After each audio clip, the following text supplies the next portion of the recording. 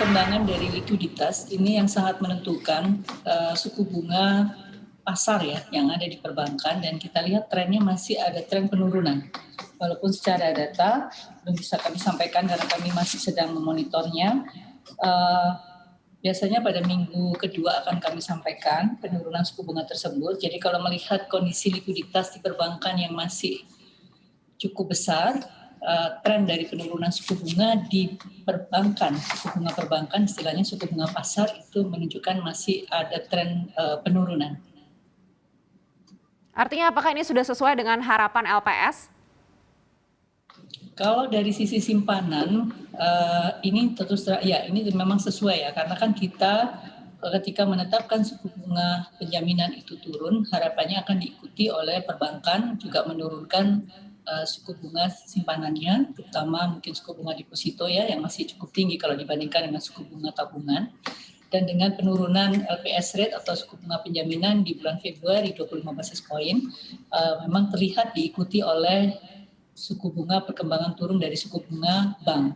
Namun kalau kita melihat suku bunga kredit ini memang masih menjadi diskusi di antara anggota KSSK karena memang belum ada penurunan yang signifikan atas penurunan suku bunga kredit. Baik, kalau evaluasi dari LPS ini apa saja yang menyebabkan bank belum juga menurunkan suku bunga kreditnya begitu? Dan apakah likuiditas yang banjir ini artinya menjadi tantangan begitu ke bank? Ya betul, beberapa faktor yang memang sangat kuat yang mempengaruhi kredit ini, suku bunga kredit itu belum bisa turun, tentunya karena permintaan atas kredit ini juga belum tumbuh, kemudian kegiatan usaha juga masih belum menunjukkan kenaikan yang konsisten dari waktu ke waktu. Kalau dilihat dari simpanan nominal ya Mbak, nominal dari simpanan yang berbasis giro memang ada penurunan, karena 3 bulan lagi kan kita akan menghadapi puasa, lebaran. Nah ini nampaknya beberapa kegiatan usaha mulai menggunakan gironya untuk kegiatan usaha tersebut. Ya, tapi ini kan berarti dia masih menggunakan uang sendiri, bukan kredit yang dia peroleh dari bank. Nah ini yang kelihatannya belum bisa tertransmisikan ke suku bunga kredit karena kegiatan usaha atau pelaku usaha itu menggunakan lebih banyak gironya untuk kegiatan usaha yang mulai membaik ini.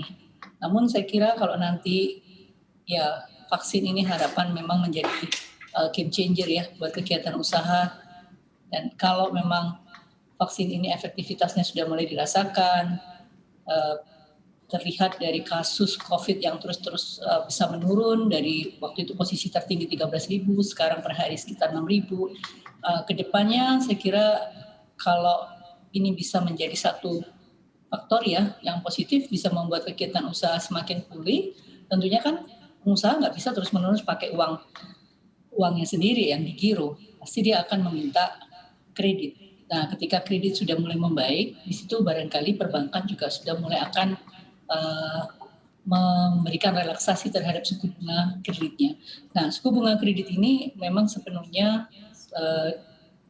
semacam keputusan dari bank ya. Untuk penentuan suku bunga kredit itu biasanya bank itu melihat atas beberapa faktor, diantaranya ada 3. Yang pertama itu tentunya risiko.